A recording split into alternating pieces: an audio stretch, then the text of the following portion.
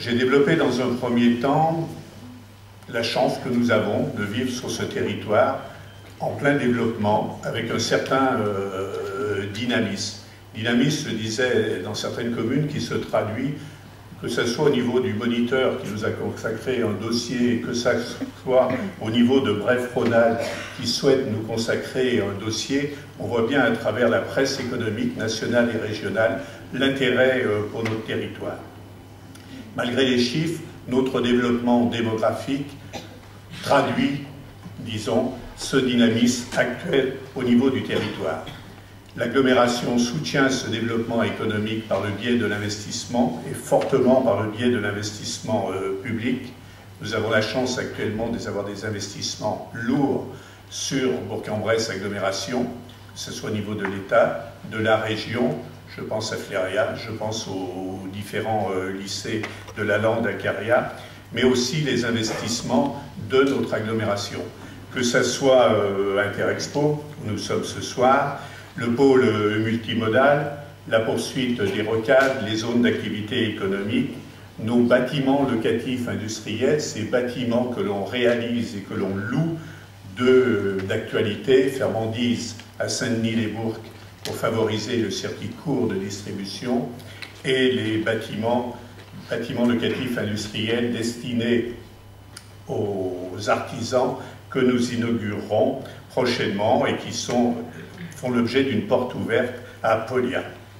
Donc une politique d'investissement forte pour soutenir ce dynamisme, une politique aussi qui va au service de ses habitants. En soulignant cette politique au service des habitants, je vais souligner le travail réalisé au niveau des vice-présidents de l'agglomération. Le CRD. Quoi le CRD? Le CRD, c'est BBA. Ah ouais.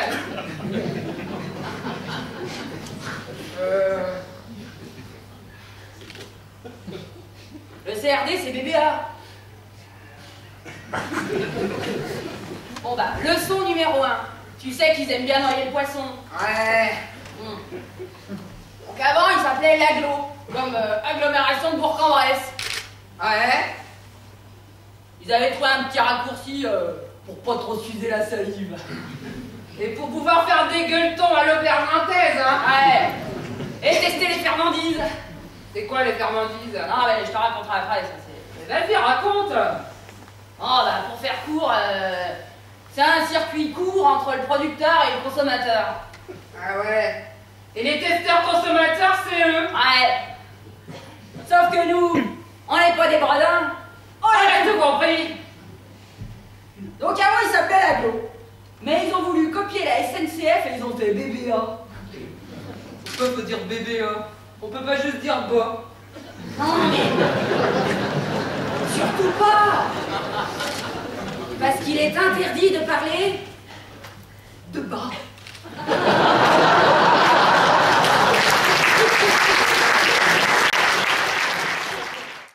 Et enfin,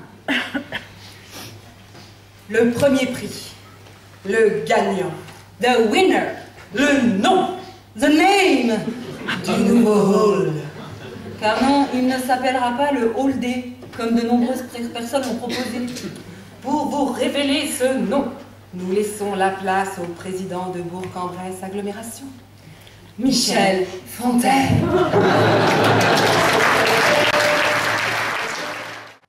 Alors à partir de cette richesse de noms, il a bien fallu qu'une commission composée des élus de l'agglomération qui sont sur le projet Interexpo, commission élargie aux services de communication, aux quelques cadres de la direction d'Interexpo, se penchent sur le problème.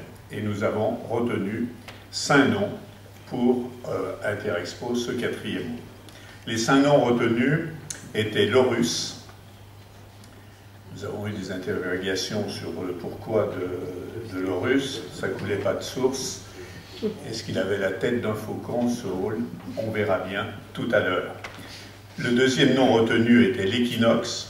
Le 3e nom était le Phénix. Le 4e nom, le Rubis. Et ensuite, l'Alizé. Et à partir de ces 5 noms par ont été testés.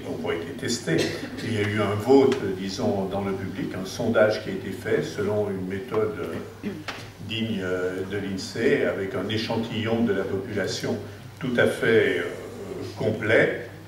C'était un sondage téléphonique. Et là, à ce sondage téléphonique, les 5 noms ont obtenu les résultats suivants. 270 personnes avaient été testées sur les 15 communes de Bourg-en-Bresse agglomération. Les votes que nous avons eus venaient plus largement que Bourg-en-Bresse agglomération, mais là, le test s'est fait sur l'agglomération. L'Orus a retenu 13% des voix, l'Équinos a retenu 24% des voix, le Phénix 26%, le Ruby 16%, l'Alizé 21%. Je vous redonne les 3 premiers, le Phénix 26%, l'Équinoxe 24%, l'Alizé 21%.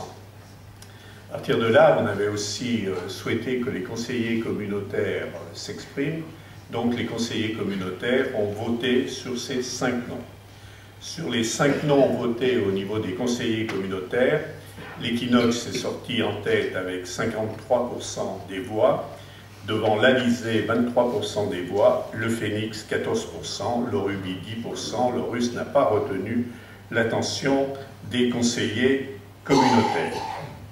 Donc voilà, à partir de ces éléments-là, nous devions faire un choix définitif du nom à partir de ces 2 sondages, à partir aussi de ce qui était ressenti, on en parlera tout à l'heure, à partir de ce nom, pour faire le choix du nom du 4e hall qui va vous être révélé immédiatement.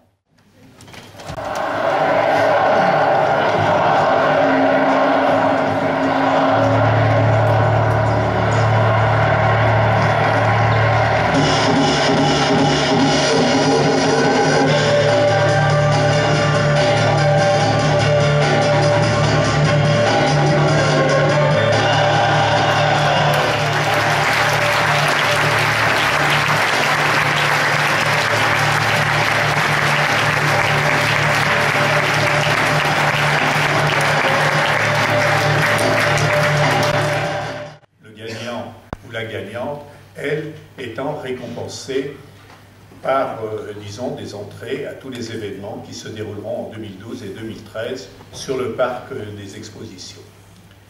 Nous avons eu plusieurs personnes qui ont donné le nom du Phénix. Nous avons eu plusieurs personnes qui ont donné le nom du Ruby, plusieurs personnes qui ont donné le nom de l'Alizé, voire même de l'Orus.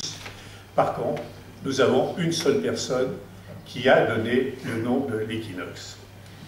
Elle doit être parmi nous ce soir. Je vais demander à Madame Guillemot de Servas, de s'approcher, de venir nous rejoindre.